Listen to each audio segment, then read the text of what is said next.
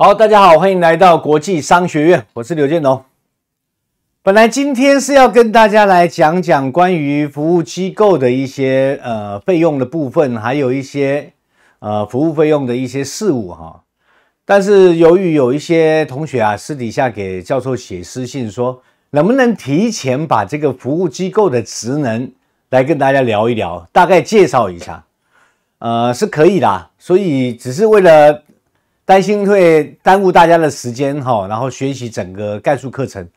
那既然你想听，那我大概的就做了几张图来跟你做一下简单的介绍，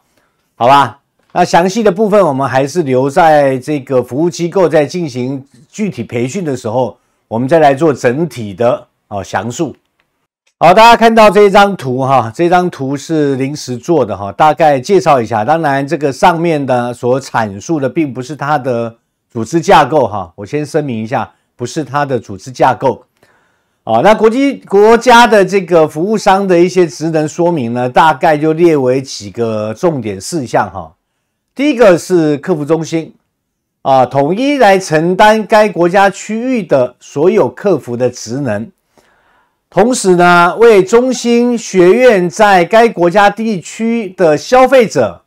以及商家、学员、专业机构或者一些合作伙伴的一些相关答疑工作，以及相关系统的使用问题的一些解决跟问答主要是这样的一个职能。那么第二个呢，它还有承担的一个传媒中心的职能，承担的在这个国家区域当中的所有的宣传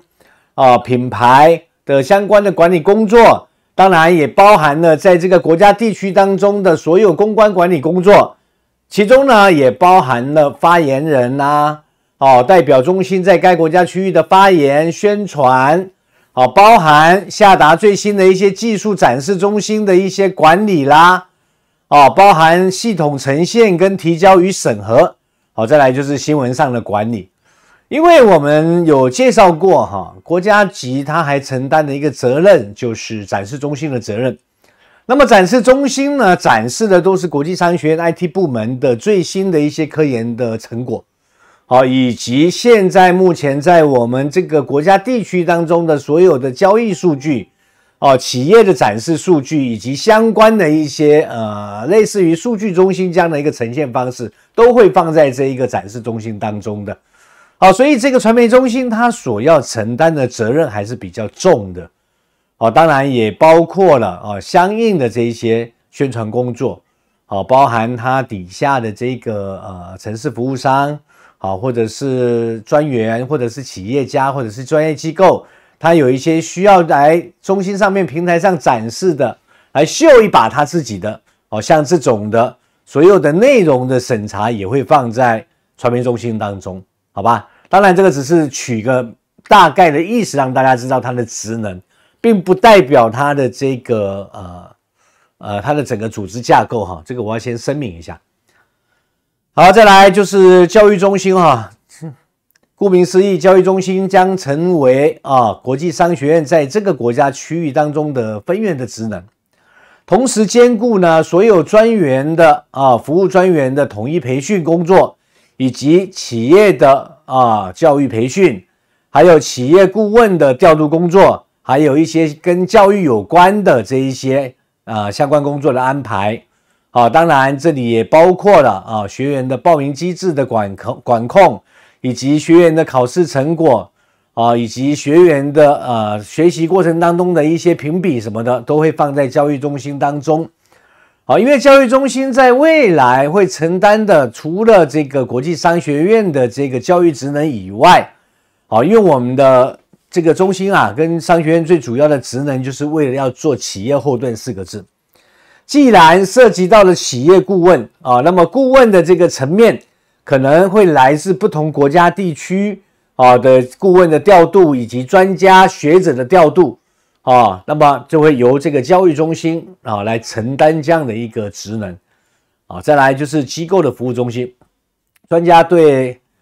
这个该国家地区的这个区域的相关专业机构包含了这个相关的合作机构的申请，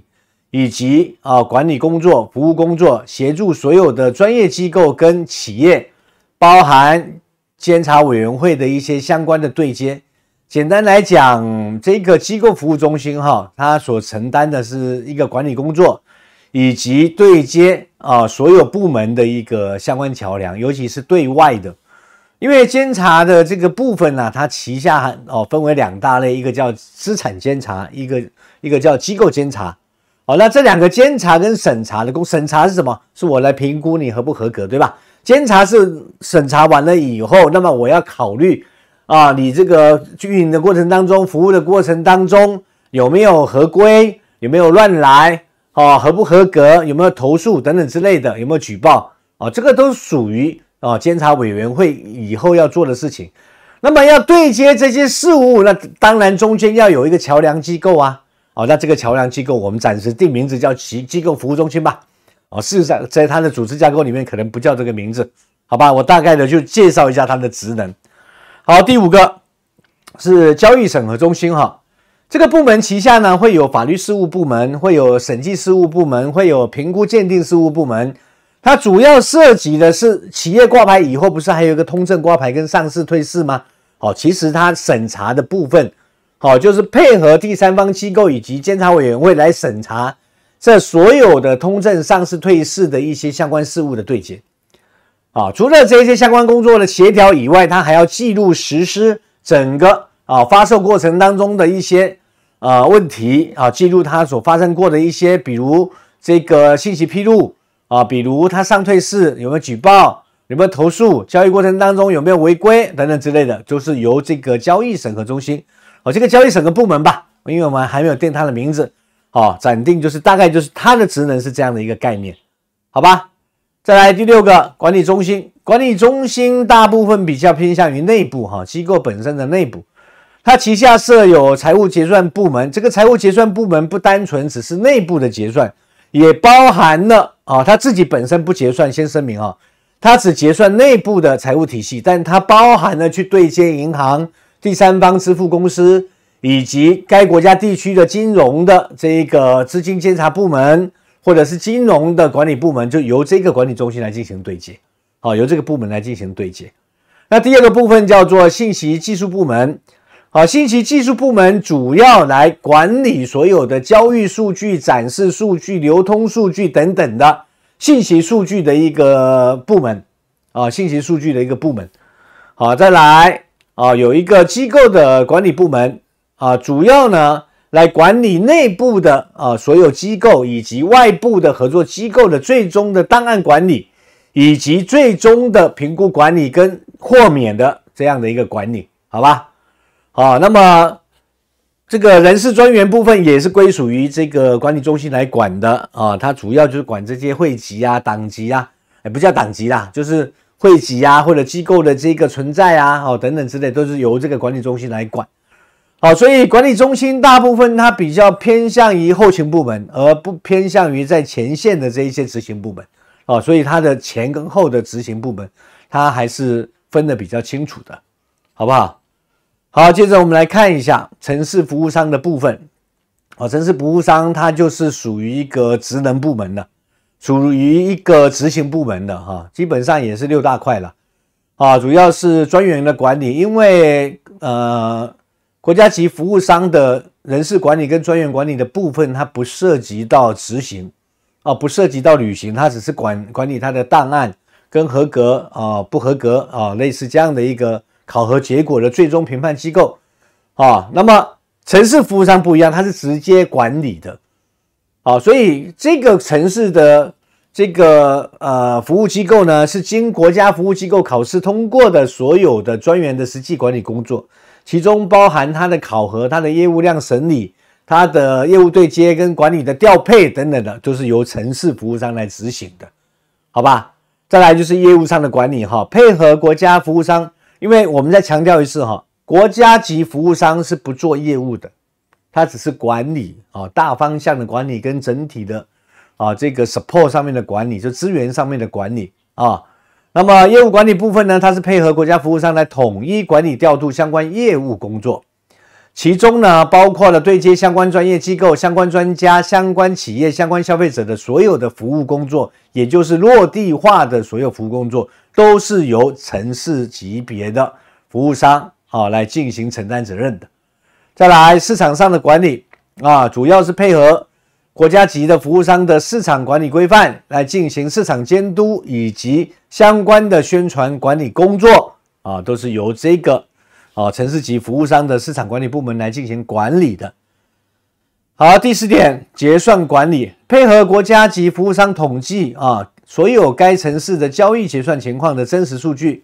来相关数据的统计实施的部分有没有看到？它就是实施部分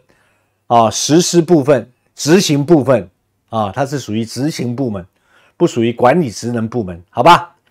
再来就是财务上的管理相关佣金的处理、管理以及相关资金的进出的税务管理跟清算等相关工作，其中包含专员社区相关结算统计的一些结算工作。简单来讲，它也是一个执行部门，当它拿到款项以后，根据相应的报表、佣金数据等等之类的来实施